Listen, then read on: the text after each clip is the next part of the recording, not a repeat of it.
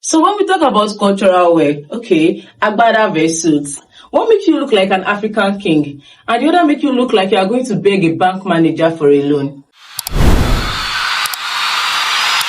Welcome to MissPresido Talkshow on the episode of Culture vs Civilization, and today's topic would be about modern dressing vs cultural dressing. And guess who we have here today?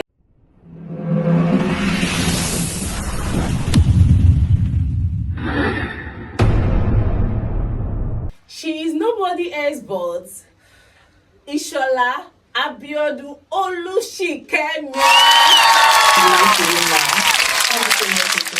Thank you for inviting me. I really appreciate it. I'm glad to be here. Hi everyone, hi beautiful people. My name is Ishola Abiodun Olushikemi. I'm a marketing student in Lagos State University. Aside from being a student, I have my corporate life, like a corporate job, and I'm a marketer. I'm a business person, business-minded person, and I'm someone who is so passionate about fashion, dressing, corporate life, how you look, how we dress, how you know, people say the way you dress is the way you be addressed. Yes, and yes. Fashion is not only about clothes and what you are wearing, it's about who we are. Sure. What you wear, the way you dress is the way you be addressed, the way people address you. You're dressing depicts you, right? So thank you so much. I'm so glad to be on this show. So actually, when I was working on the topic, so who is the right person for this show? And I remember, Oju the last 2025, like one of the in the whole last I was like, actually, although I'm not the spotlight on Oju the last but the spotlight on Oju the last the person that Sugar, my best friend, I hope one day you invite her to this show, so she has to share her own part of it. But Oju the Lasso is one big event in Lasso that gave me the opportunity to bring out this cultural part of me. Exactly. And when you told me, remember when I got the invite to the show, I'm like, wow, what I was unable to do on Ojude due to rain. I don't know if people that saw the video of Ojude, you know what happened, rain and stuff. Everything I was unable to do, I said, okay, today we are going to do everything. Let's talk about that culture. And this my agbada cannot just be in my word. It cannot stay in my wardrobe. It has to come here. You understand? So. Because even as a student in Lasso, I feel this Oju de Lasso, it is already a computer age. We're already in a civilized world, but that's cultural events for us to put on our attire, our cultural wear. The thing about this Oju is that, okay, let's just speak from our topic, culture versus civilization.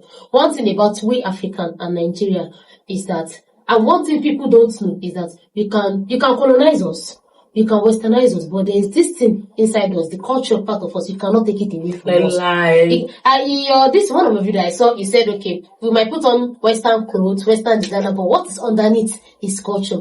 Culture is our language, what we speak. Okay, let's use this computer language. Let's say culture is the software, then civilization is the hardware. They work together. Sure. So what we have to do as a person is just like to balance the two. Okay, my culture and this. You can be cultural and still be stylish. I mean, look at us. Like, this our agbada in the olden days, the way they style is, and look at what you're putting on. This is culture based civilization. The painful part of it is just that the people of nowadays, our generation, just few of us that know about this, our generation, they see cultural dressing as old school, as this thing. But one thing is that our cultural dressing, it speaks language. There's history behind every cultural attire you see. There's an history behind it. And, just like we Yoruba, what is our common this Ashoke? The Igbos, they call it Isiagu. Yeah, that lion head stuff. Outside they call it Babariga. So every cultural outfit, it has its own story. Sure. Compared to this modern outfit, it can be shirt is shirt. There's no story behind the shirt. No. Actually, putting on agbada or putting on your cultural outfit make you in line with royalty. You feel this full confidence, and you putting on shirts and putting on suits will make you feel like someone that is looking for white collar job. I'm not trying to condemn white collar job before the comment section. So you said something about this with Judy. What we need to realize as a person is that promoting our culture, when you are putting on like me, see somebody see me, you cannot see me like this and say this person is so school, and which kind of dressing, which kind of old school dressing. You want something like this. This cap, I can decide to go to school, go out with this cap. Everybody wants this cap. And that was what happened in during Ojude. Ijebu people, if I kudos to them, I give that to them. I'm from Kwara State. Ijebu people, I give them this kudos for this bringing up this Ojude, because now everybody wants to do Ojude. It's the events that reminds you of the food, your culture, the language, the dressing. When you dress, when you put on your cultural attire, at least we are not saying we should wear agbada or run everywhere, possible everywhere, but at least in our everyday life, in our attire, at least come attach a layer of sure you understand what I'm trying to say. So if you attach it with your dressing, with like you attach anything cultural, maybe you just dress up, you can decide to wear suits, and one thing that excites me most is LASU students, especially the boys. No matter how corporate they are dressing, they always have this cap, this native cap, and it's always cute.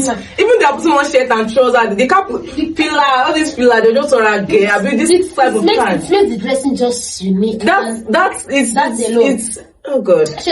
So we cannot be wearing it every day. When you put on your this thing, corporate way, you can attach this cultural this cultural base. And one thing is that when you dress like this, you are branding your culture. Sure. And when you brand your culture, how do they put this in? You are promoting your heritage. You are marketing your heritage, and trust me, you go sell.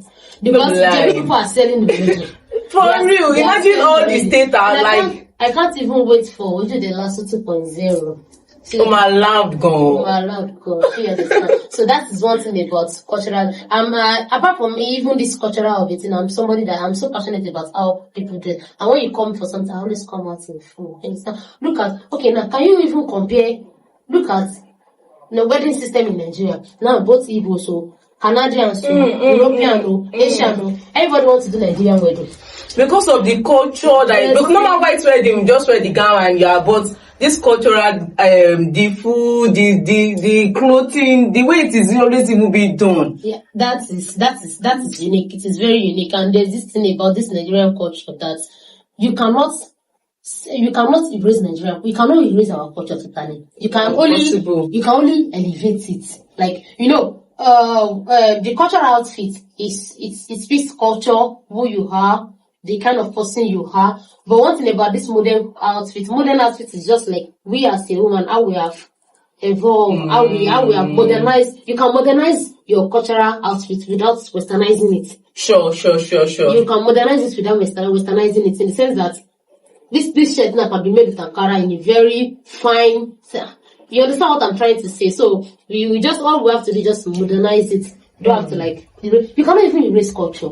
It's always part of us. There's this story ahead about a makeup artist that traveled to India to do makeover for someone, and the reason why it was being called was actually because of gele.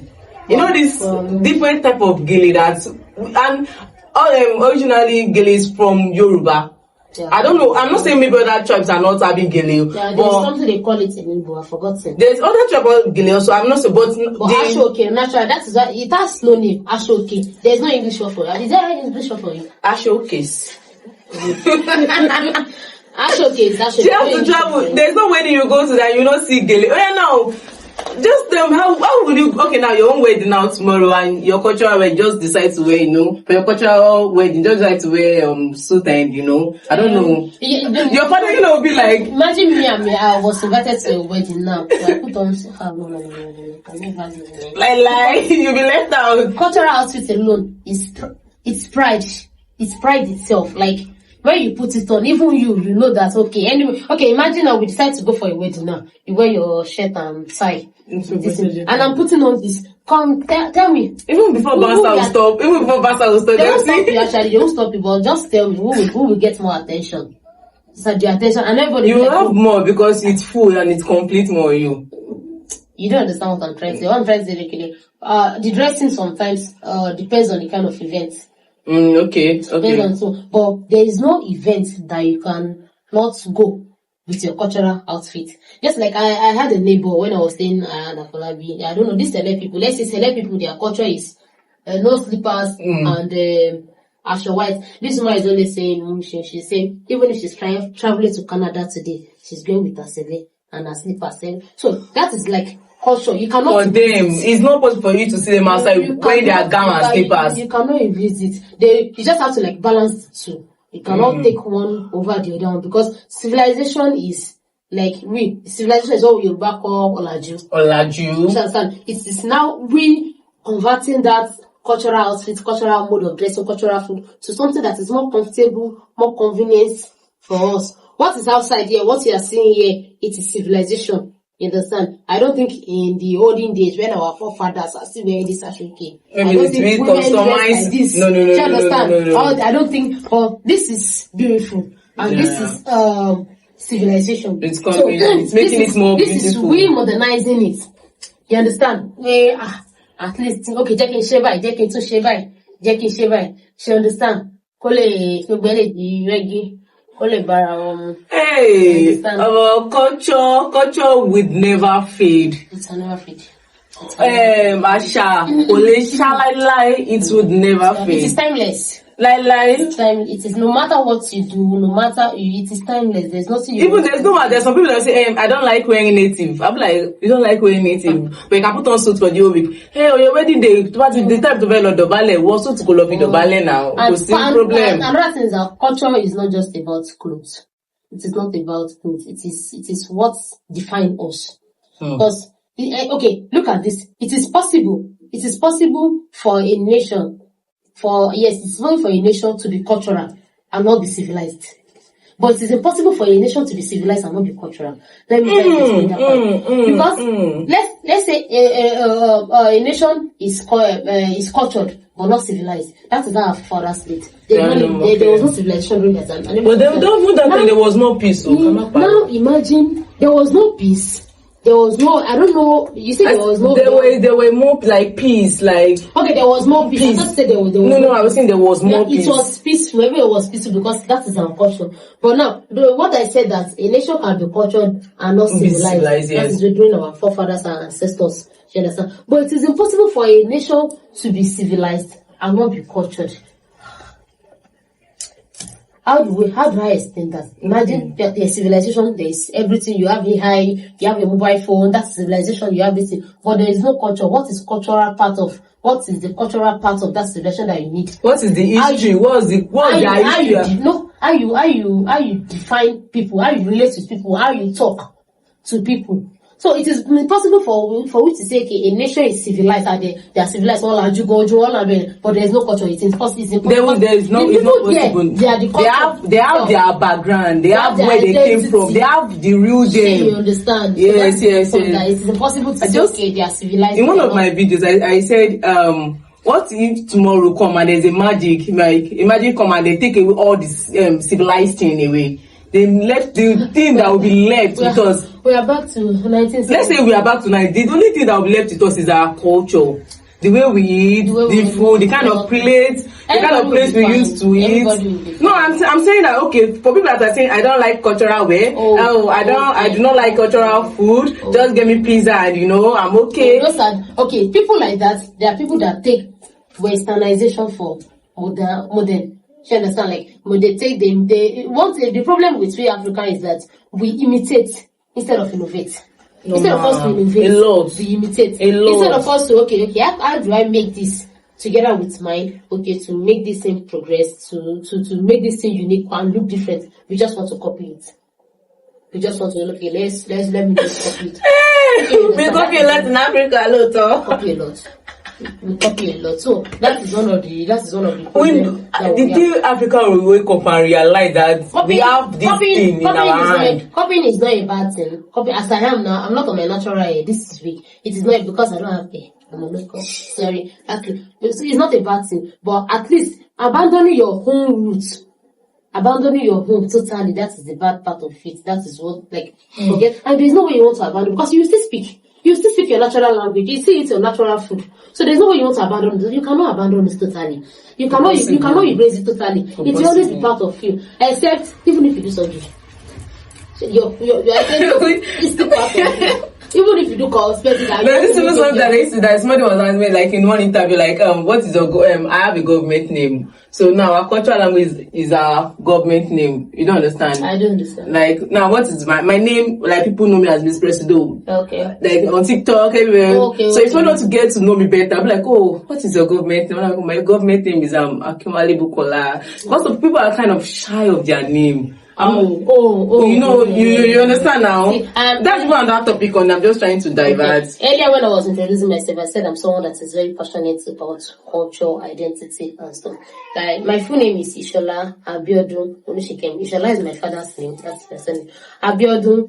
Although I don't like that name because we have boys that bear Abiodun too. Okay. But if I was not born on Odu, my birthday is January 1st. If I was not born on Odu, so back in Odu, nobody will call me Abiodun. No, so that's even like a way of like passing story. Abiodun. That's what my Yoruba. Even before your name, you go to the job, Sure, you understand. So that is the third name, Zulfa. That is the name my parents gave me. I'm from Forest, like I said, and Olushikemi is the name I adopted myself.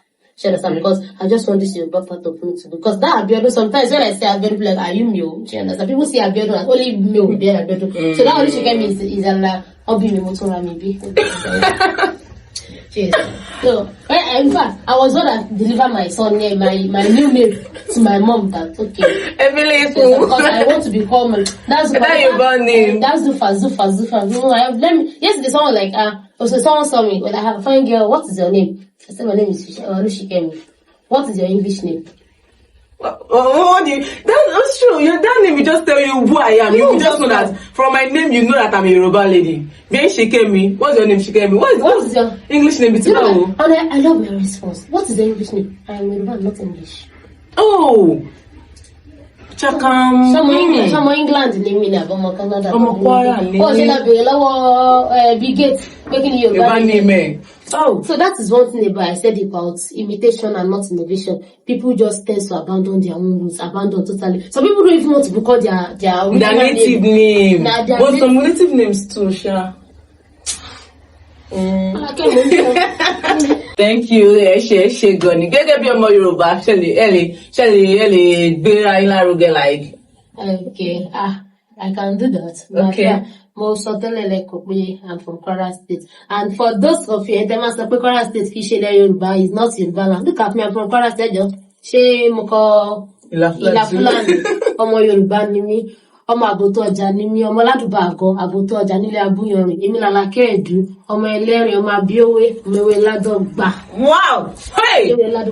If you know you can kill her, tell me in the comment section. If you know you can elogize yourself. Hey! Most English. No! If you don't care, tell me in the comment section. So it's so good to have you here. So good. Thank you. Yeah. Actually, and don't forget, please, culture cannot disappear. It's always part of us. It can only evolve. It cannot disappear. It's always part of us. And culture is not about clothes, style, and it is who we are, what define us. So please, let's promote, let's market our heritage. Thank you so much. Thank you. Actually, sorry. So actually, for every guest on this show, we used to give them aeroplane. So actually, your own aeroplane come with GLE. What the fuck aeroplane? Yeah. No, you don't need to book right. This is okay for you. Thank you so much. Eshe Goni. Ayo Yoruba, Igbo, Hausa. I think the next person should come from Hausa. Yes, I should start looking for Hausa. So thank you so much for coming. So when we talk about cultural wear, okay, agbada versus one makes you look like an African king, and the other make you look like you are going to beg a bank manager for a loan. Culture would never fail. It is timeless. It will keep evolving. Thank you. See you in the next episode. Bye.